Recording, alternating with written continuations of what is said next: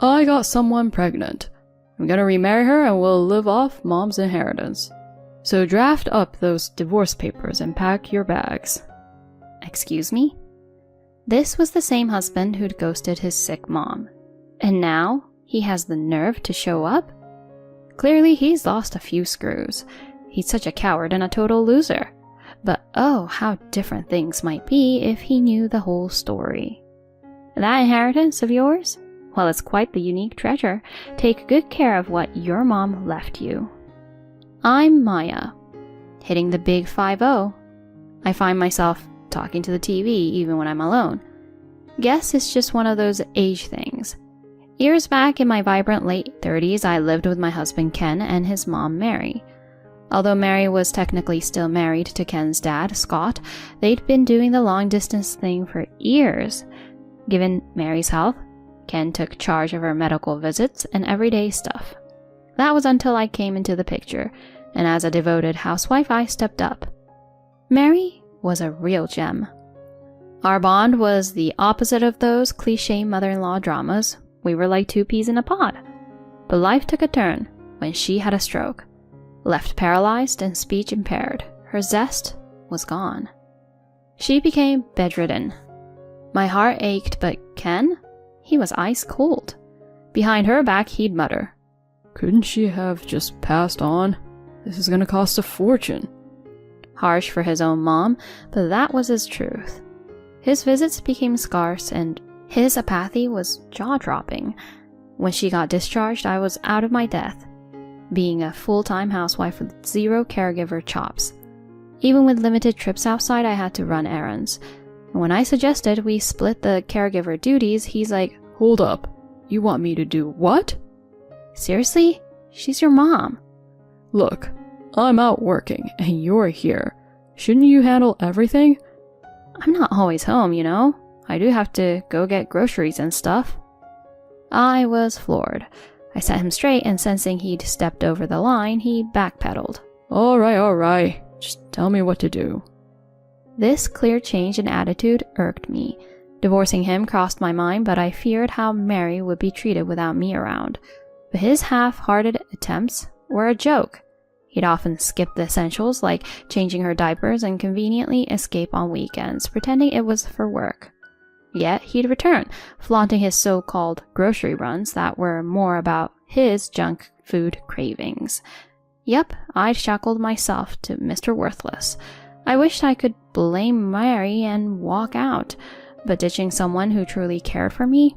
No can do. Stuck between duty and affection, that house felt more like a prison. Around the 3rd year of caring for Mary one late night, I was jolted, awake by her sobs. I hurried to her side and she tearfully said, "He left me behind." I tried to understand her through her distress. "He was on the phone, then he just said, 'See ya, Mom,' and walked out." Her speech, always difficult, became almost incomprehensible when she was upset. From what I pieced together after telling someone he'd be right there, my husband just left. Exhausted as I was from the daily grind, I kicked myself for not seeing the signs. "I wanted to go after him, but look at me. Even my own son left me. You might as well leave too, since we're not even related." She sobbed, her voice dripping with hurt and bitterness. We spent the night in each other's company trying to find solace. Come morning, I reached out to the police about my MIA husband. Their take? A grown man, probably stressed, just needed some space. I later found out he'd quit his job months ago and had been play acting the whole going to work thing. With no lead on his whereabouts and him blocking my calls, I considered getting a private investigator on board. But with personal computers still rare back then and no detective agencies around, I felt trapped.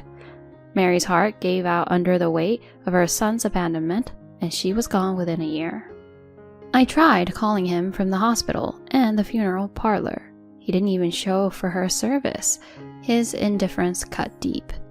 The very next day, as I pondered my next steps and the complexities of divorcing a ghost, the front door creaked open. My first thought? Break in. I grabbed a bat, ready to defend myself, but in strolls my husband like he'd just popped out for a minute. I'm back, he said nonchalantly. My emotions whirled. What's up with the bat? What on earth? Why now? Where have you been? Was all I managed to say. Heard about Mom. Got something to talk about, hence my return. What is it? I've got someone pregnant. We want to live off Mom's inheritance, so give me a divorce and clear out, he said with a smirk. All I could do was laugh. You're joking, right? What's funny? See, here's the thing. Mary's inheritance, this house included, is now mine. Got her will right here to prove it. He gaped. But I'm her son. And I've been her daughter. Blood ties or not. She always said she valued a caring heart over a son who'd leave her in the lurch. No way. Give me that will. As he lunged, instinct took over, and I swung the bat. It connected. I swear I hadn't planned it. He rushed me, and it just happened. An unfortunate twist in an already twisted tale. Though what I did was painful for him, compared to Mary's suffering, it's just a scratch. To be frank, I could have taken another swing or two with that bat, and it would have still felt warranted. Oh, and heads up, I'm the beneficiary of the life insurance, so you're not getting any of that either. You're kidding, he gasped. Whether from the shock of the news or from his injury, I couldn't tell. Look, it's not that you won't inherit anything. It's just unique. And by the way, Scott passed away before Mary did. I didn't tell you since you were MIA. Wait, so there's some inheritance from Dad? Yes! That could cover the baby bills. Sure, if you consider a dilapidated hoarder's palace an inheritance. Huh? I filled him in on Scott's legacy. Mary had long wanted to escape Scott's control, settling for living separately. Scott, on his own, was helpless. He lived off convenience store food, rarely took out the trash, and started hoarding everything from junkyards and beaches. His home became the talk of the town. It's an old mess of a house, rain pours in, and the floors are giving way. Lately, it's been leaning ominously due to a sinking foundation, prompting complaints to the city. He never dealt with it and died, leaving that disaster behind. Given no other relatives, and with Mary trusting me with all finances, Ken got lucky with his inheritance. What the heck am I supposed to do with this?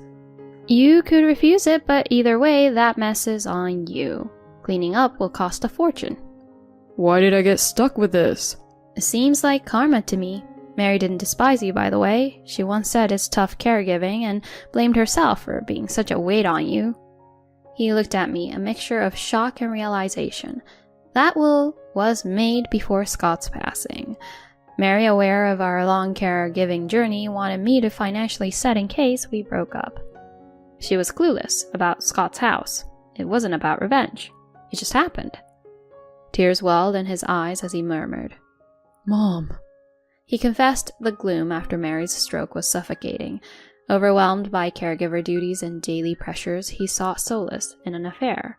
He called it a misjudgment. He ditched his job and home, planning to dodge his pregnant mistress too. The tale was absurd. More shockingly, her dad was a mob boss. Facing her dad's formidable presence, he got pressured to marry her and bear all costs, from childbirth to relocation.